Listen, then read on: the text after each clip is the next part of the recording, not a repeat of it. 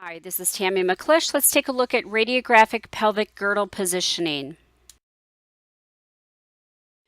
Now, when you're x-raying the pelvic girdle, you can probably have a procedure for a pelvis or a procedure for a hip.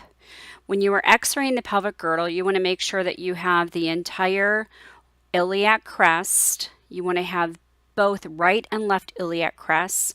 You also want to have the entire sacrum, coccyx, and you want to make sure that you have both ischium.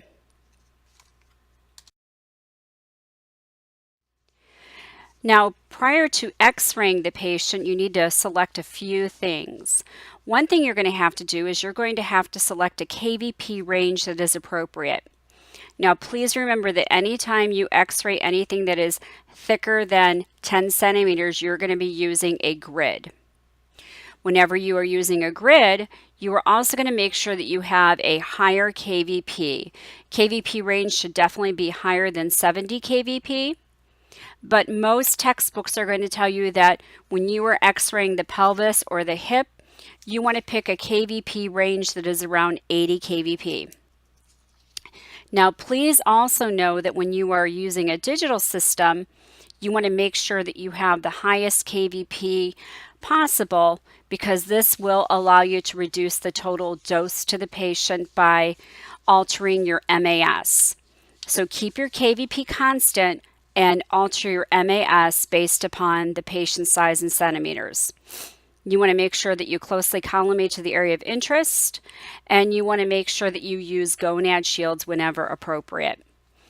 For all of these pelvic girdle x-rays, you are going to be using a 40-inch source to image distance, large focal spot, and you are going to be using a grid inside the x-ray table bucky.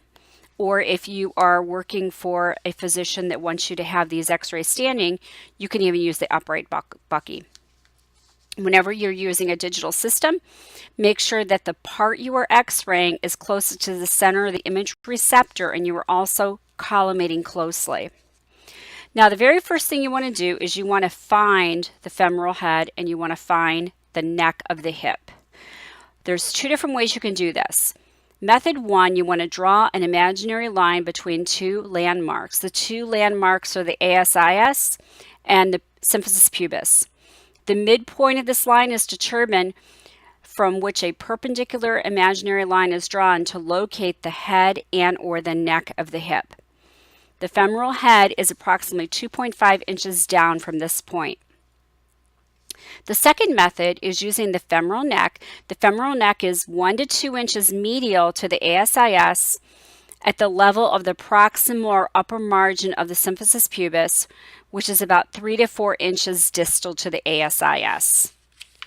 The easiest way to find the neck of the hip is just to have the patient, if they can, to bend their knee and look for the bend in their groin, and that should also give you a good location. Okay, let's take a look at an AP pelvis. Now, do not attempt to rotate the legs if the patient is fractured or dislocated. Patients are going to be x-rayed supine, which means lying on their back. You're going to center the mid-sagittal plane to the table. You're going to adjust to an AP position, and then you're going to internally rotate the feet about 15 to 20 degrees and center the image receptor just superior to the level of the greater trochanter.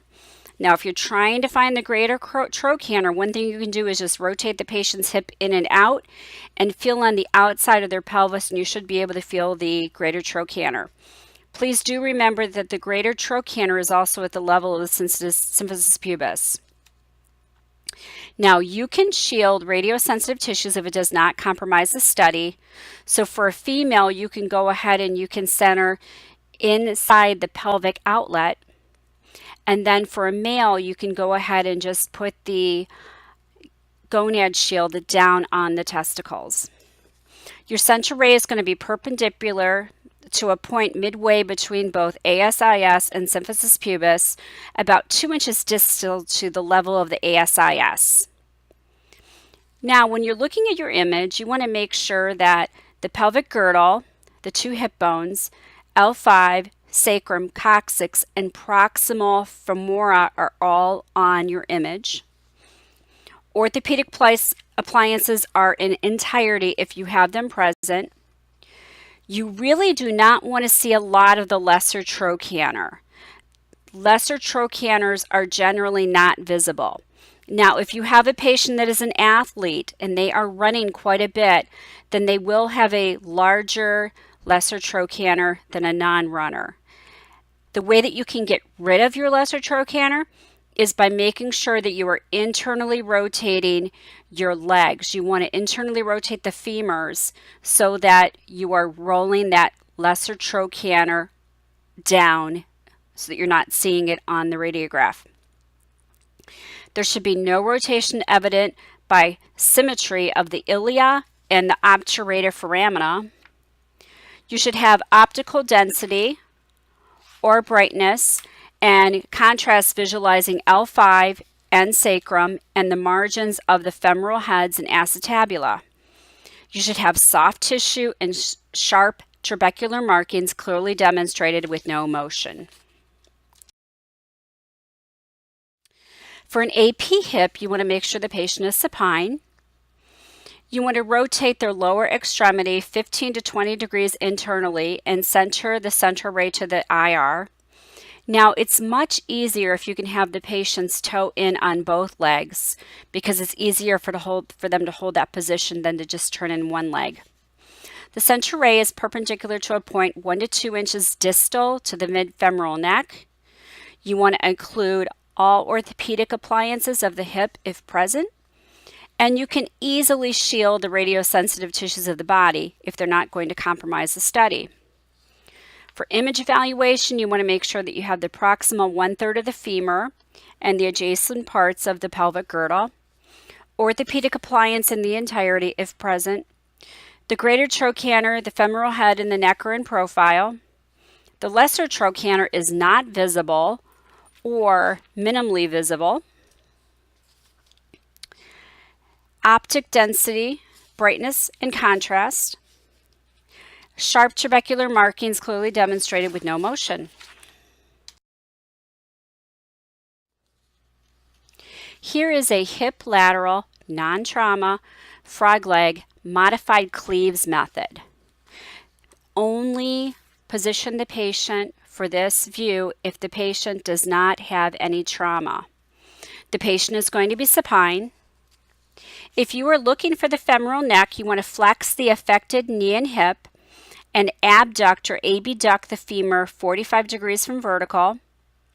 For the femoral head, acetabulum, and proximal femoral shaft, you want to ablate the patient 35 to 45 degrees toward the affected side or abduct the leg to the tabletop. You want to center the hip and the neck to the central ray. Your center ray is going to be perpendicular to the mid-femoral neck. You want to shield the radiosensitive tissues, but only if it does not compromise the study.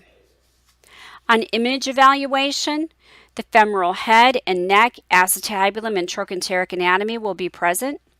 No rotation of the pelvis is evident.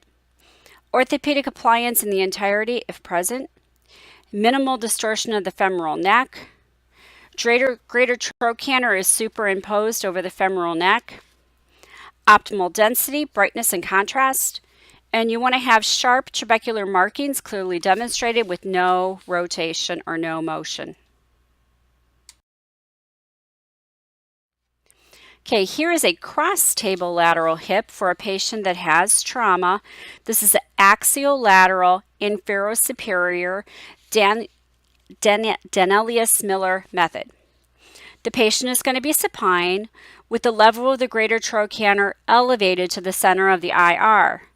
It is very important if you are using digital to make sure that you are in the center of the IR. You want to flex the knee and the hip of the unaffected leg, and you want to elevate and rest it on a suitable support.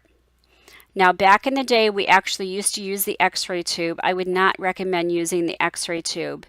You can maybe take a garbage can and put a towel over the garbage can and lift the foot and rest the foot on that garbage can, or you may even have a knee lift that can be used. Adjust the pelvis to the supine position. It's very important that both buttocks are going to be straight. You don't want to have the patient rotated one higher than the other.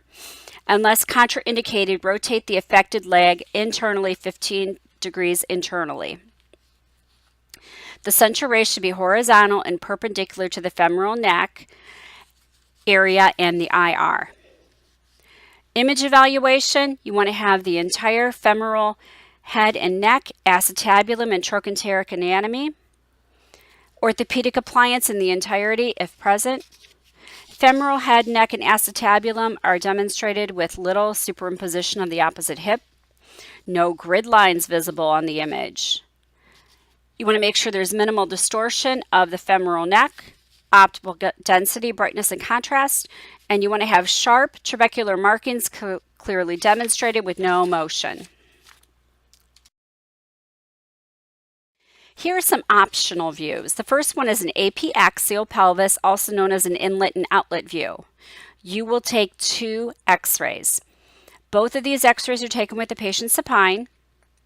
You do not want to rotate the pelvis. The central ray is going to project the pelvis.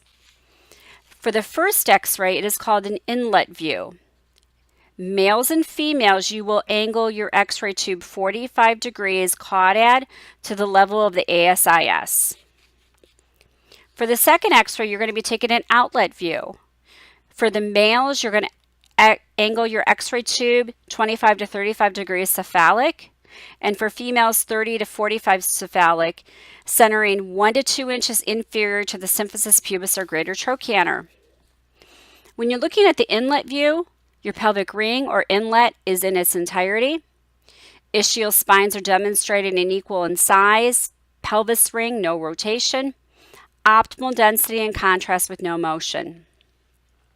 For the outlet view, you're going to have the superior inferior rami of the pubis and ramus of the ischium.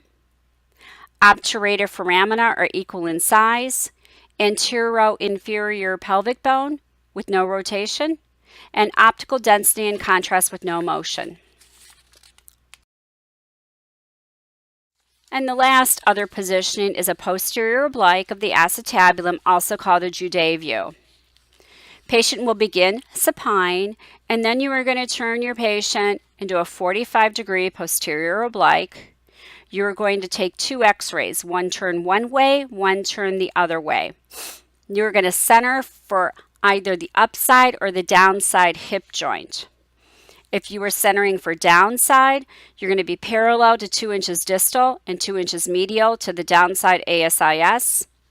For the upside, you're going to be parallel to 2 inches distal to the upside ASIS.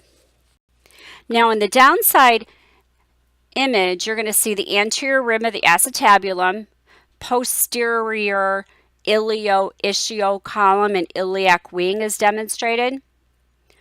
Iliac wing elongated and obturator foramina closed. Optimal density and contrast. And the bony margins of trabecular markings are sharp with no motion. On the upside, you're going to have the posterior rim of the acetabulum, anterior iliopubic column and obturator foramina are demonstrated. The iliac wing is foreshortened and the obturator foramina is open. Optimal density and contrast, and the bony margins and trabecular markings are sharp with no motion. Have a good day.